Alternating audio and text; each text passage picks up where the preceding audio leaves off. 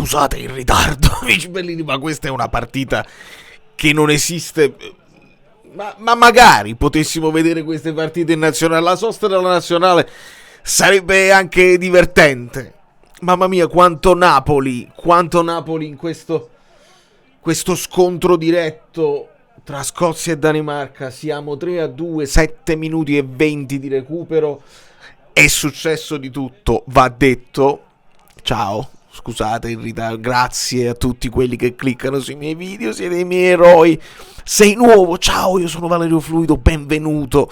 Ci piace parlare di calcio e avevo un'idea oggi di parlare della situazione di Di Lorenzo. Scozia sta continuando perché giustamente la Danimarca, scusatemi perché ha segnato a centrocampo. Aspetta un secondo. Aspetta un attimo. No, e devo capire che è successo perché ci riguarda da vicino, perché io quando ho parlato dell'Italia mi è scappata la Scozia e ci potrebbe riguardare da vicino, ma devo studiare perché la situazione non è chiara. Fatemi un attimo, abbiate pazienza. Vi dico però intanto gli argomenti, perché volevo parlare della situazione di Di Lorenzo, dove ci sono delle novità. Olivera che torna, non torna a 48 ore. No, non è Scotti che ha segnato, va bene. Il numero 23, me lo dite voi nei commenti come si chiama.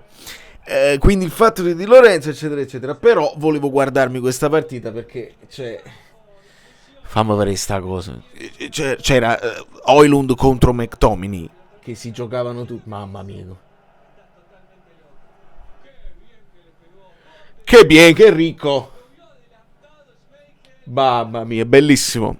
Tutto ciò è bellissimo e dobbiamo accettare che noi non ce li abbiamo questi colpi in canna. Guarda come lo abbraccia McTominay. Mamma mia. Baci. Insomma, Scott segna in rovesciata. Spero che la copertina sia venuta bene. Mi sono fatto dare una mano da Angelo, degli amici bellini, perché volevo mettere qualsiasi cosa in copertina. Segna Scott, la vibrazione quando segna Scott, specialmente in rovesciata, quella vibrazione la sentite, quella situazione, fammi passare perché sennò mi distraggo, quella vibrazione scudettesca la sentite, proprio il cross che gli arriva col sinistro da destra, proprio uguale, quello che lui la fa ancora più bella, è proprio rovesciata, proprio ricorda quella là di Cristiano Ronaldo con Real Madrid contro la Juve, per capirci. Va altissimo con quel piede. Speriamo che non si sia fatto niente, perché adesso la paura è sempre quella. Però la Danimarca c'ha più possesso, c'ha più giocatori di un certo livello. Io facevo l'esempio di McGinn, questo McGinn che gioca in Inghilterra. È tutto storto, tutto ingobbito quando corre, eccetera, eccetera. Come il calabrone che non potrebbe volare, lui non lo sa e vola lo stesso. Lui non potrebbe giocare a pallone, non lo sa e gioca a pallone lo stesso. E stava facendo un gol a giro ed risulta decisivo, perché poi fa espellere chi era? Christensen, che poi la Danimarca però si mette lì e guadagna anche quel calcio di rigore. E se noi esultiamo per Scott, perché esultiamo per Scott, quando un giovane, un ragazzino come Højlund gli danno il pallone, dici lo batti tu, lui se la sente, con freddezza tira un rigore bellissimo che pareggia i conti e che avrebbe fatto passare la Danimarca, io sono molto contento per Højlund, perché non avendo Lukaku, aspettando il ritorno, qualcuno dice che sta bruciando le tappe, speriamo bene, ci serve anche solo in panchina, Lukaku ci può servire tantissimo come leadership, però Højlund tira un bellissimo rigore ed è importante avere freddezza. Non abbiamo Lukaku, non abbiamo De Bruyne, dobbiamo sapere chi sarà, perché a volte li ha tirati Politano, anche lui non una grande percentuale, a volte li segna, a volte no, come all'epoca Zielinski, come all'epoca Kvara. Il rigorismo a noi non abbiamo quasi mai avuto specialisti. Lukaku è sicuramente uno specialista, lo abbiamo scoperto anche in De Bruyne, che prima di noi non aveva il 100% della realizzazione, però con noi stava facendo la differenza. E quindi anche questo è un tema che ci torna utile per rientrare in pre-partita, per rientrare in contatto con il campo, non ce la faccio più. E quindi bene così. Poi Dorgu, perché quanto Napoli c'è in questa partita, anche Dorgu per me resta uno di quelli che è Napoli, perché l'abbraccio di Conte a Dorgu io non me lo dimentico, e non dimentico che probabilmente sì, noi dobbiamo ringraziare il Manchester United per averci dato McTominay, ma ci hanno soffiato Dorgu a gennaio e secondo me quella era l'idea principale. E sarebbe stata un'idea geniale perché potevi veramente utilizzarlo in attacco, potevi utilizzarlo in difesa, a destra, a sinistra, jolly tipo Zuniga, se qualcuno si ricorda, il Napoli dell'epoca, no? Visto che abbiamo parlato anche di Mazzarri. Quello Zuniga lì, che poi gioca, Mazzarri, io l'ho messo a sinistra, era Scarz prima, poi sono arrivato io e l'ho messo a sinistra. Zuniga che era un jolly, e Dorgu poteva fare tutto questo. Quindi speriamo che tra Manna e lo SCA, perché pure Micheli che non c'è più, speriamo che lo SCA, perché le idee ci sono, poi alcune riescono e alcune no. Possiamo anche accettare che magari qualche obiettivo che è stato centrato potrebbe non funzionare, qualcuno possiamo aspettarlo, dobbiamo aspettarlo per quello che è l'impatto a bilancio, li devi aspettare per forza, non te li puoi togliere a gennaio. Sto sentendo Neres, Lang, Lucca, te li togli a gennaio, io la vedo difficile, vediamo, ovviamente qualcosa la dovrai fare, non c'è dubbio. E quindi che partita, che partitaso tra Scozia e Dinamarca. Qua pure un'occasione, ne ha avute parecchie Højlund. Ah, qua è gol annullato. No, pure un altro tiro parato. Insomma, Højlund è vivo. Ecco, questo è quello che ci interessa. Poi è uscito, si è toccato un pochino, sembrava un po' zoppicare, ma credo che abbia esasperato la cosa, perché in quel momento volevano perdere un po' di tempo con la sostituzione e poi non gli è andata bene, per capirci. Quindi mi sento abbastanza tranquillo per Højlund in campo contro l'Atalanta. È un ex, e pensate un pochino, io questa partita qua deve servire per mettere un po' di paura all'Atalanta, per ridarci un pochino di certezze, di speranza. Dice siamo vivi anche a distanza, nel senso che oggi se vai a fare l'analisi l'unica cosa che ti viene da dire, ecco qua, hanno cacciato Juric, palladino o non palladino, adesso i giocatori dell'Atalanta faranno di tutto per farsi vedere. E sai, il cambio d'allenatore che ti dà quello che chiamano la cura, inserisci il nuovo nome, la cura Juric, la cura Motta, la cura Spalletti, la cura Tudor, quella che chiamano cura Tudor, poi dopo si rivede solo sul lungo.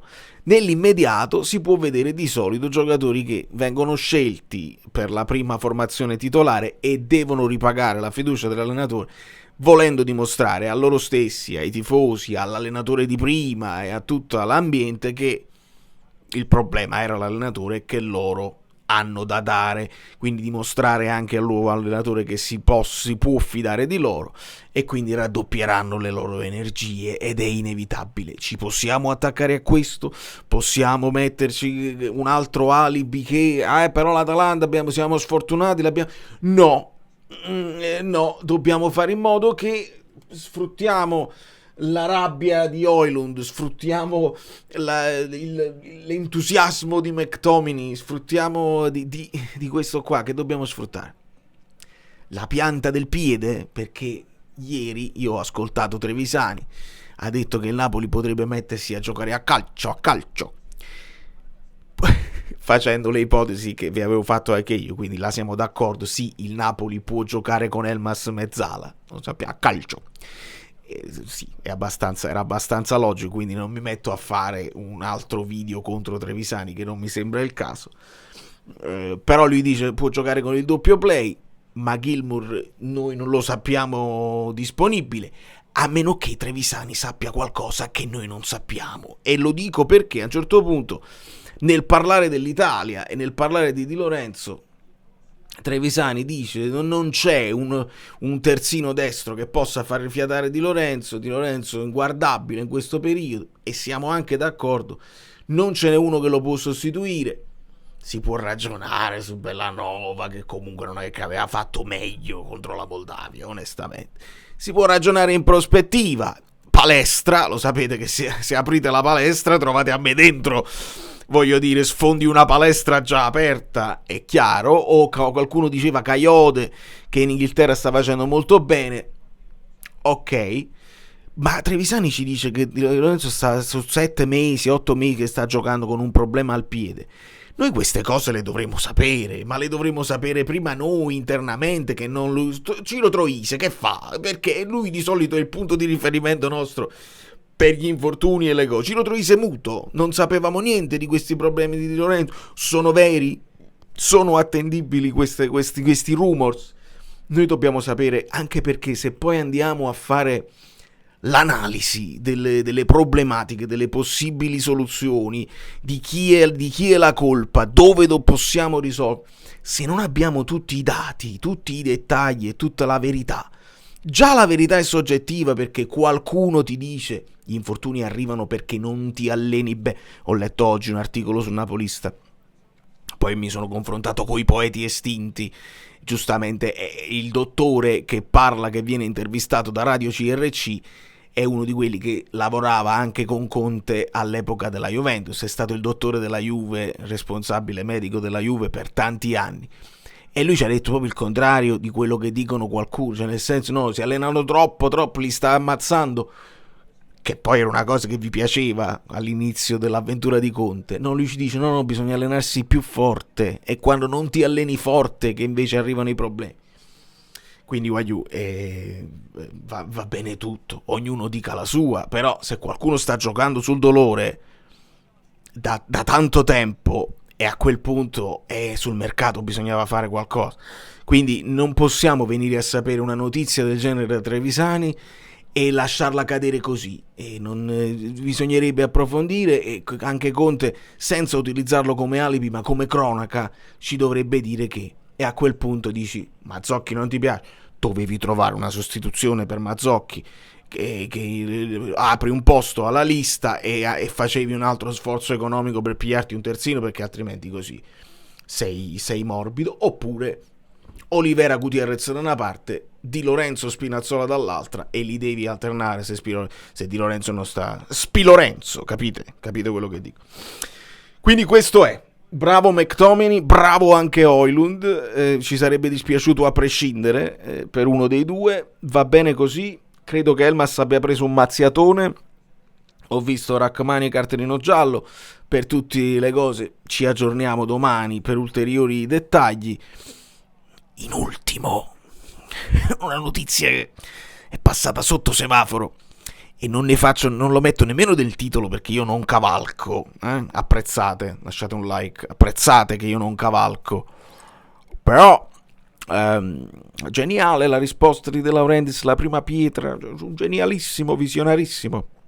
Io non cavalco, ma chi arriva fino alla fine del video sappia, perché la notizia è girata di notte, si chiama proroga di sfratto, l'hanno chiamata, cioè il Napoli che prolunga ancora una volta a Castelvolturno, cosa logica, perché anche se avessi iniziato i lavori con la prima pietra vera a settembre, comunque tu prima di 1 anno e mezzo, 2 anni non avresti avuto il nuovo posto, quindi era una cosa logica da aspettarsi. Però si chiama proroga di sfratto. Non è uno sfizio, se lo stadio è un sogno ed è difficile mettersi d'accordo, eccetera eccetera, il centro sportivo è importante, e quindi fare la battuta della prima pietra così non mi è sembrato una genialata, ma questa è una mia opinione, può essere sbagliata. Da New York, Valerio Fluido è tutto, si resta a Castelvolturno fino al 2027, fate i lavori, non lo so.